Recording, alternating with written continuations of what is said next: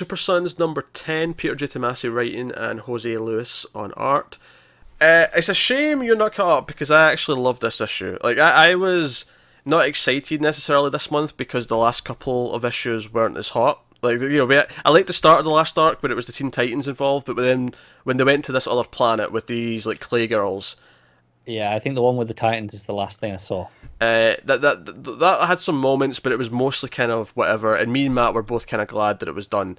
And this issue, fantastic. This issue was basically Batman and Superman decide that because they're starting to get more serious about it. At the start of the issue, like John hears something with the superhero because he's testing his flight. Like they're all together. Like Batman, like I should say Bruce and Clark because they're in civvies, and Damien's there, and Damien's like, right, shush, shut up, and like Clark's like, did he just tell you to shush? He's like, he gets that from me.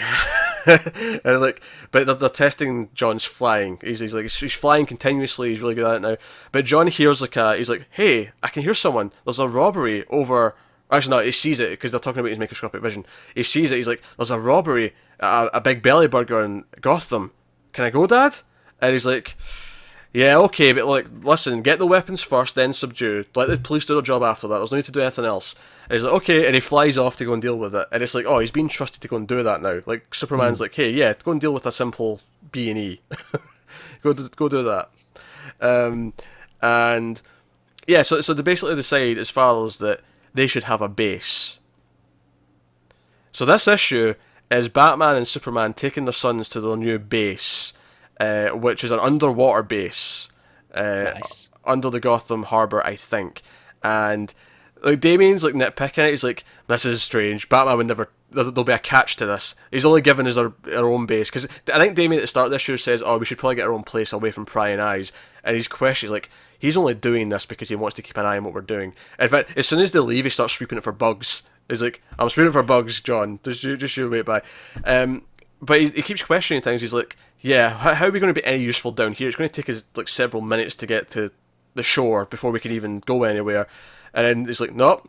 Teleporters have been installed. They will beam you up to the surface in less than 100 seconds, or anywhere you need to go in 100 seconds." And I'm like, okay, right, okay.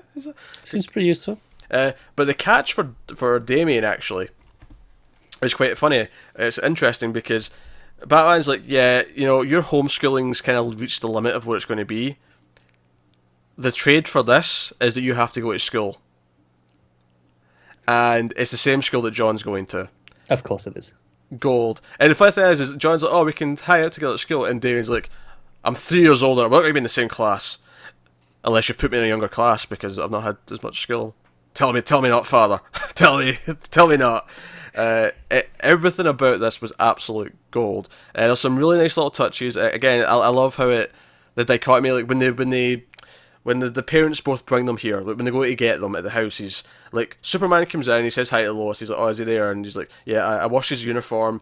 And he goes in and he throws the uniform on the bed, and John's like, oh, I'm getting up. And he's like, no, John, come with me. And it's the middle of the night, so he's not expecting to be up. He's like, yeah, okay, I'm coming. And he's waking up. Batman comes home. Alfred's like, okay, right, I cleaned one of his uniforms. Here it is. And he's like, and he's like, you know, you're always less polite when you're in uniform. He's like, thank you. And he walks into Damien's bedroom, and just like with John, he throws the uniform across the bed, and he's like, Damien, get up. And then it cuts to the next panel, cuts to Batman, and Damien's actually above the door, like perched. He's like, you're getting loud in your old age, man. He's like perched, he's like waiting. Again, it's the dichotomy, it's the differences. It's like, you know, John's actually just a kid in bed yawning, like, yeah, okay. Damien's above the door, like waiting to attack, to see who's coming. Of course he is. It's fantastic. Nah, this was nothing but solid gold. And then at the end, we just sort of teased our first mission where it comes on the screen that I think his name, because it's not a generic villain, he looks kind of generic, but it's actually, I think his name's Chemo, if I remember right. Okay. Green dude. Like, I don't know that much about him, but I know him, I know his look, I remember his face. But I think it's Chemo, he's attacking one of the cities. And like, okay, it's time for our first mission. And I'm like, oh, I'm so glad there's an annual for this month, because now they've got a base. Which is funny, because now Damien has 2 bases, because he's got the Titan's Tower as well, but whatever. Kid's got it all. I mean, he's an entitled brat anyway, so makes sense. He is. Art was really solid. I think I think this is Jose Lucy's first time in the book. I don't remember. The name's not familiar to me. Yeah, but it's very expressive, very bright and poppy. The kids like sort of reactions. Damien scowling, John with the wide-eyed How's it happiness. holding? Because obviously I think is it Jimenez who's been doing the first Yeah, chunk. Jimenez was doing the first arc at least. I don't know if he did the last. Yeah, I don't know about the last couple because Yeah. I've not read those yet, but his work was pretty spectacular for the series. Is this kind of in that same style at least, or is it much of a departure from that? Yeah, I wouldn't say it's a departure. I'd say I can tell it's a little bit different. I Right. think maybe the only criticism is when Bruce is out of costume, like at the start, and he's in his civvies, is he looks maybe just a little bit different to what I'm used to Bruce looking like, just face structure wise. But everyone else looks great. The expressions are great. In fact, there's a really sweet moment. In fact, when they're on their way back after they've been trying the flying, where they're in a truck, right? The dads are in the truck driving, and John and Damien are on the top of it. They're on the back, and John's like, "Hey," like Damien's giving him shit, and he's like, "Oh, we should get our own place," blah blah blah. And he's like, "Hey, look, just try this." And he makes Damien kind of lie in the top part of the truck and kind of put his arms out as if he's flying. And he's like, just just feel it. Feel the breeze. He's trying to like show him what flying feels. So they're both kind of doing it, even though John can actually fly, but he's still kind of doing it with him. And it's just kind of emulating the flight. And because Damien's got this whole thing where he's like, "Oh, I need to know. We don't have to tell people anything. Why did you tell your dad about the other missions we did? Stop that." Because he mentions, "Oh, I actually flew once before because when I first get back from whatever back in like Robin War, or maybe when he came back to life. I can't remember when, but like he flew once back then for whatever reason. I never read that, so I don't know what the exact context of it. But he references it. And he's like, "Oh, why didn't you never tell me that?" And he's like, "Need to know." Just Damien being Damien. But no, solid. Like I say, art very vibrant and poppy. Which actually reminds me, there is an interlude in the middle. Oh, Which is actually called intermezzo.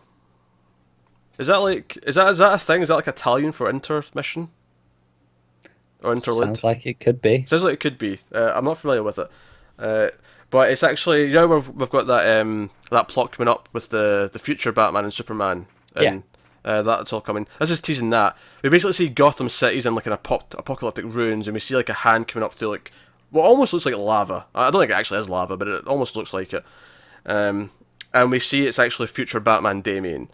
And he says the apocalypse is back on because I say so.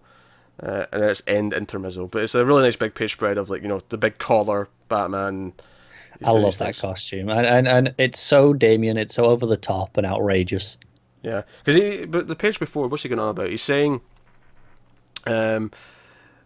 he's complaining that he sold his soul for the city and he put everything into it.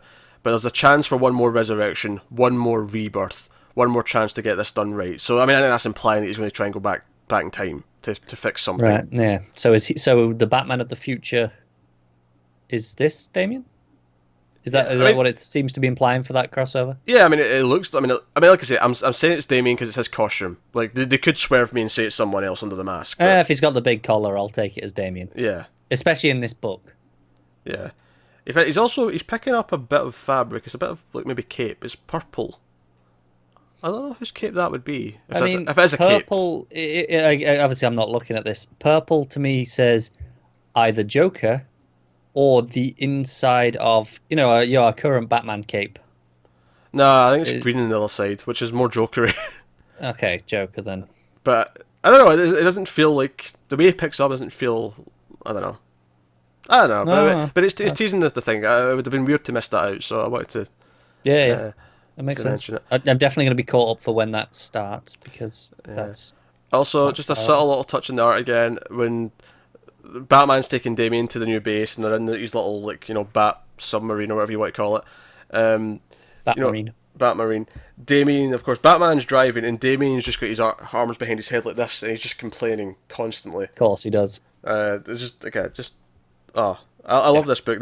This honestly, I mean, obviously the last couple of issues were a little bit rougher, but right now this is beating Superman, like in terms of book to book. I do. I've not been reading it the last few just because of time, and I just once I missed one issue, I just didn't get around to catching back up in time.